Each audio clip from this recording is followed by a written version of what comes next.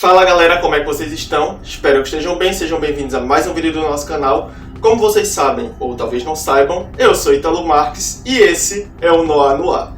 E hoje eu venho falar sobre um lançamento que foi bastante aguardado aí nos cinemas por fazer parte do universo e servir como spin-off de um filme que fez bastante sucesso lá em 2015 e o público queria muito ver qual seria o resultado dessa produção. Ela chegou aos cinemas, fui conferir e agora estou falando sobre ela. É claro que estou me referindo a Furiosa, uma saga Mad Max. Então se você quer saber o que eu achei sobre esse novo filme, é só aguardar aí para depois da vinheta.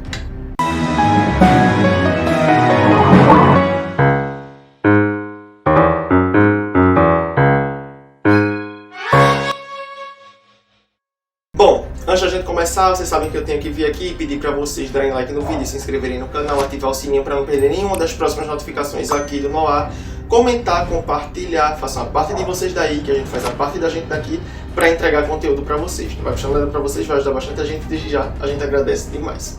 Jabá feito, bora pro tema! Furiosa, uma saga Mad Max, foi dirigido por George Miller, o mesmo diretor de Estrada da Fúria, e lançado nos cinemas no dia 23 de maio. O filme, que funciona como prelúdio do filme de 2015, se inicia na infância da personagem título. Ela vive em um local que aparentemente concentra todo o território fértil do planeta, que se tornou um lugar inóspito e infrutífero, e ela vive numa comunidade pacata, em um lugar onde ainda há árvores, ainda há frutos, ainda há recursos que garantem a manutenção e a sobrevivência dessa comunidade em que ela está inserida. Logo no início do filme, ela cai nas mãos de uma horda de motoqueiros liderada por dementos e é arrancada do local de origem dela e levada embora. O intuito dos motoqueiros em levar Furiosa até Dementos, o Senhor da Guerra, é usar ela como prova da existência desse lugar de onde ela vem. Um lugar que ainda tem recursos, um lugar que ainda pode ser explorado e que só é sabido pelas pessoas que vivem nele. E elas preferem que continue assim porque sabem que isso pode atrair outros humanos, outras pessoas que podem chegar lá e esgotar todos os recursos naturais que ali estão. Então eles preferem evitar que outras pessoas saibam e eles acabam matando todos os que vão para lá para evitar que a informação escape. O que inicia aí uma perseguição logo no início do filme para resgatar Furiosa e para impedir que os motoqueiros contem a Dementos da existência daquele lugar. E logo no início da saga dela já é possível testemunhar Furiosa sofrer duas perdas irreparáveis.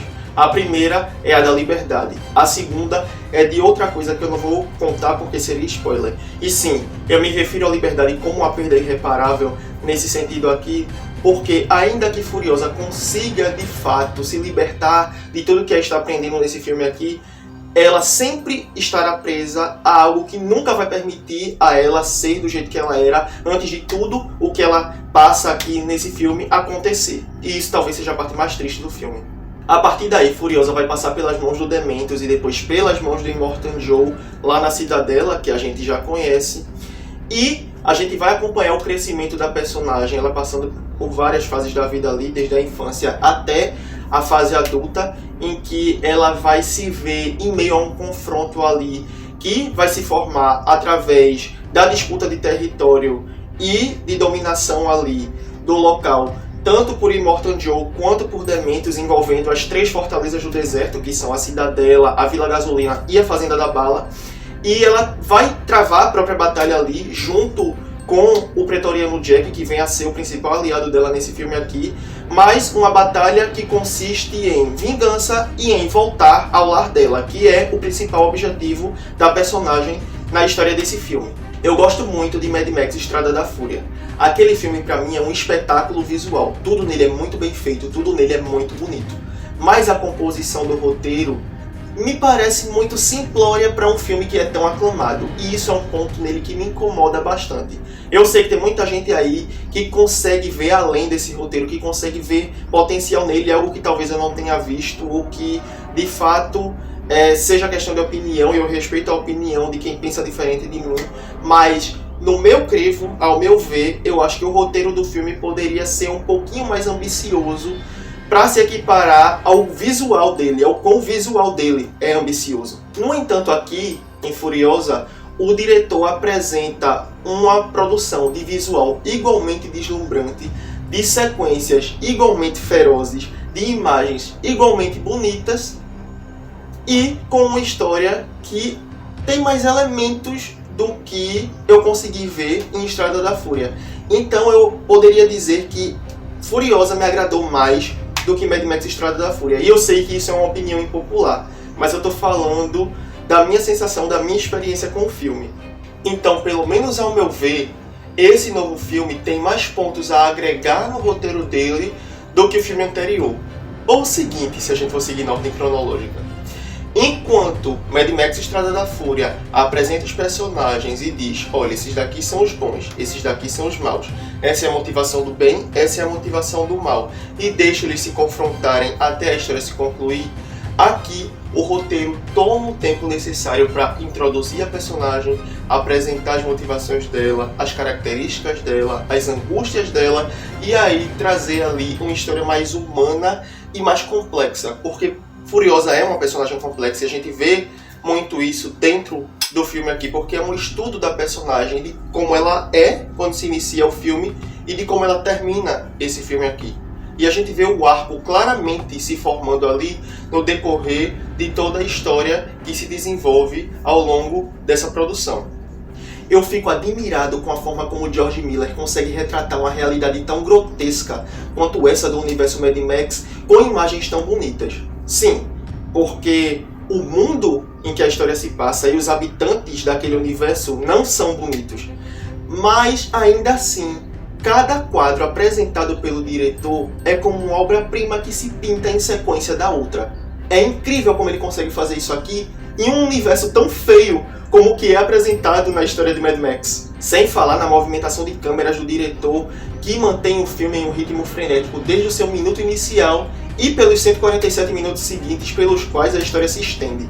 É incrível. O uso de efeitos práticos aqui continua deixando a produção grandiosa e tornando tudo ainda mais catártico. O mesmo pode-se dizer da fotografia e das cores usadas no filme, porque elas tornam impossível você parar de olhar para a tela. É sério, é quase hipnótico. A escalação do elenco me deixou embasbacado. Furiosa é brilhantemente interpretada pelas duas atrizes que carregam o papel.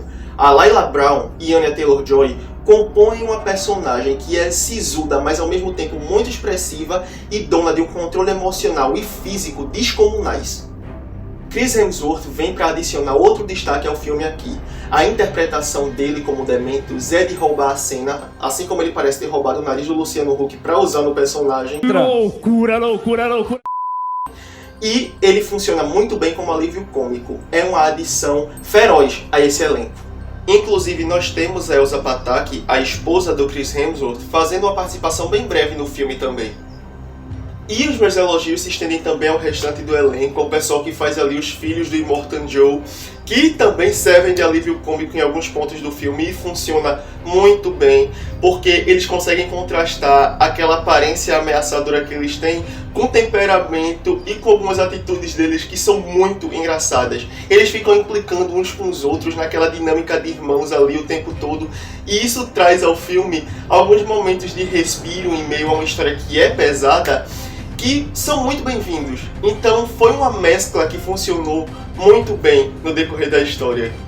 A trilha sonora do filme é maravilhosa e nunca deixa o ritmo da produção em si arrefecer, então é também um show à parte ali, como era de se esperar em qualquer filme da saga Mad Max. Depois de Estrada da Fúria, a gente vê que a música é algo muito arraigado às produções desses filmes aqui, e aqui não poderia ser diferente. E o roteiro é incrivelmente bem escrito, tanto nas cenas de ação quanto nos diálogos, que na maioria das vezes são muito inspirados, trazem debates ali, trazem questões entre os personagens que fazem com que você se prenda à tela, assim como você se sente preso a ela nos momentos em que está todo mundo se digladiando ali nos carros e lutando em meio àqueles abismos e aquele deserto.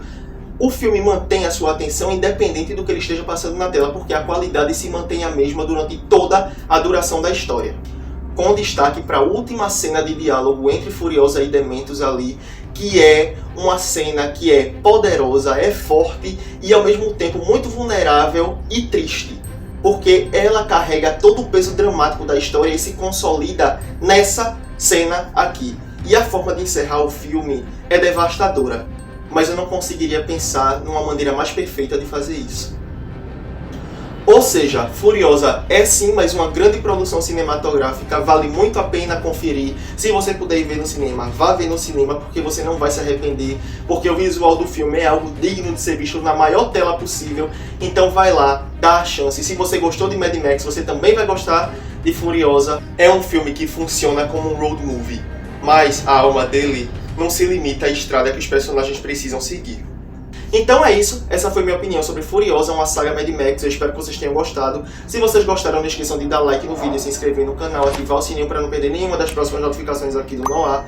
Comenta, compartilha, manda esse vídeo aí pra galera que curte os temas que a gente traz aqui, os debates que a gente levanta, mas que ainda não sabe que a gente existe.